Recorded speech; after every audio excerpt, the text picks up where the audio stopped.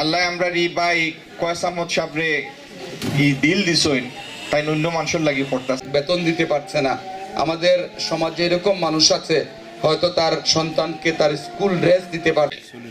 তো আপনারা সবাই যে উপস্থিত হয়েছেন এখানে কষ্ট করিয়া আপনারা অশেষ ধন্যবাদ। আমরা শীতটা কাটলো, আমরা খুবই একটা আনন্দিত। আল্লাহ তাই তৌফিক দেব।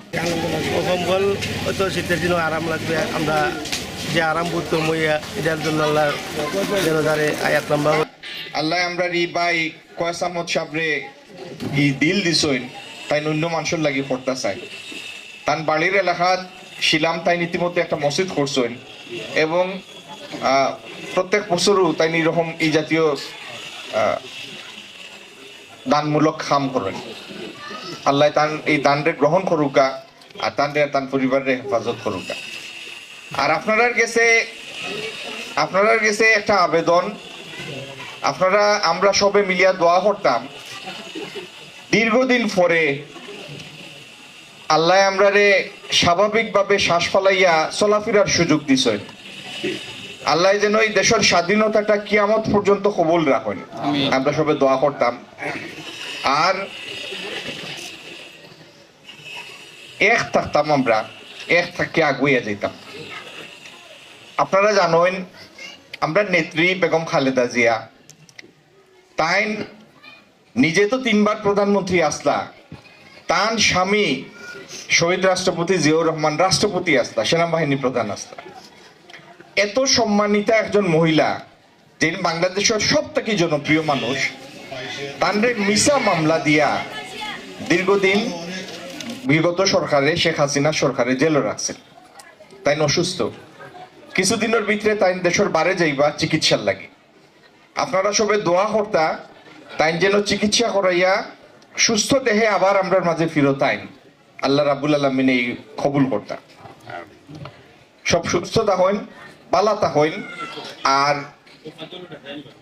শীত গরম সব হালতেও আল্লাহ আমরারে হেফাজত করুকা, জিনিসপত্রের দাম আমরা নিয়ন্ত্রণের ভিতরে আও, যেন শ্রমজীবী মানুষগুন অন্তত পালাভাবে খাইয়া পড়িয়া বাঁচতে পারে। পালা তাহুকা সব। আসসালামু আলাইকুম। মানুষের লাগি কাম করার আল্লাহ সবরে অনেক রে শেফিল্ড তান উদ্যোগে আইজি যে শীত বস্ত্র বিতরণের অনুষ্ঠান ইনো উপস্থিত আমার বিশেষ করে মুরব্বিয়ান মা বই নহল, আসসালামু আলাইকুম। বেশি কিছু হওয়ার নাই, হঠাৎ করে গতকাল থেকে বেশ শীত পড়ে গেছিলেন। ঠিক উপযুক্ত সময়েও আমার এই ভাই আগুয়াই আইসেন, তাই বিদেশ তা হইন, আল্লাহ তান দিল মায়া দিছেন। সম্মানিত অতিথিবৃন্দ, প্রিন্ট এবং ইলেকট্রনিক মিডিয়া, সমাজে অর্থবিত্তের মালিক কিন্তু অনেকেই আছেন। আমরা বিত্তশালী হতে পারি, কিন্তু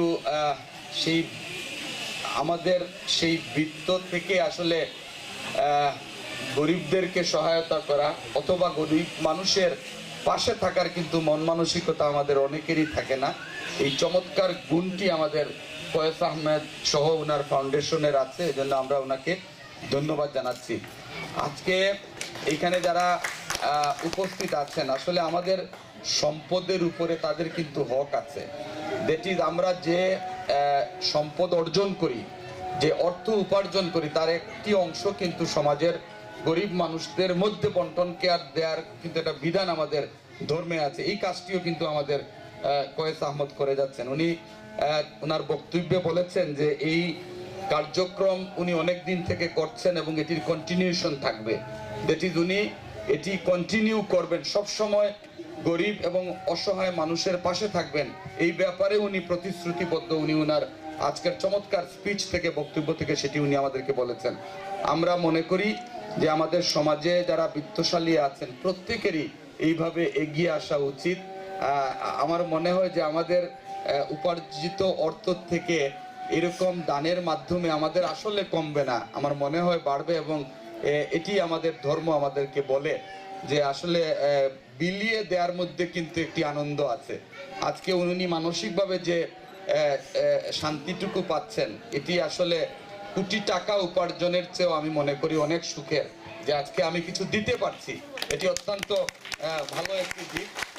বেতন দিতে পারছে না। আমাদের সমাজে এরকম মানুষ আছে হয়তো তার সন্তানকে তার স্কুল ড্রেস দিতে পারছে না। এরকম মহিলা কিন্তু আমাদের আছে যারা কাজ জানে কিন্তু একটি সেলাই মেশিনের অভাবে সে হয়তো তার অর্থ উপার্জন করতে পারছে না। এরকম মানুষ আছে যে হয়তো 1000-10 টাকার কারণে তার অপারেশন হচ্ছে না। আমরা হয়তো সবাইকে চিনি না কিন্তু আমাদের সমাজের প্রতিটি রন্ধ্রে রন্ধ্রে এই ধরনের মানুষ আছেন। আমরা সেদিকেও আমাদের কয়েস আহমদকে অনুরোধ করব উনি যেন দৃষ্টি দেন। যাই হোক, আমি আর বক্তব্য দীর্ঘায়িত করছি না। আমাদের প্রধান অতিথি বক্তব্য রাখবেন। তার স্বেচ্ছাসেবী সংগঠন থেকে জনগণের দ্বার প্রান্তে তার সংগঠনের সেবা পৌঁছে দেওয়ার জন্য আজকের এই শীতবস্ত্র সেই ফাউন্ডেশনের জনাব কয়েস আহমদ একটু আগে যিনি বক্তব্য দিয়েছেন এবং ফাউন্ডেশনের উদ্দেশ্য তুলে ধরেছেন। আমরা বিশ্বাস করি যে ফাউন্ডেশন তার উদ্দেশ্য যেটা নিয়ে কাজ করতেছে, আশা রাখি তার উদ্দেশ্য সফল এবং সার্থক হবে এবং দরিদ্র নিপীড়িত জনগণের পাশে অবশ্যই কয়েস ফাউন্ডেশন অতীতে ইনশাআল্লাহ। এই আশা করেই আমার বক্তব্য শেষ করছি। আল্লাহ হাফেজ, বাংলাদেশ জিন্দাবাদ। এটা কোনো বেনিফিশিয়ারি নাই, নন প্রফিটেবল এবং non political organisation from UK since 2010 এবং আমি এটা 2010 থেকে এটা পরিচালনা করলাম স্লোলি এবং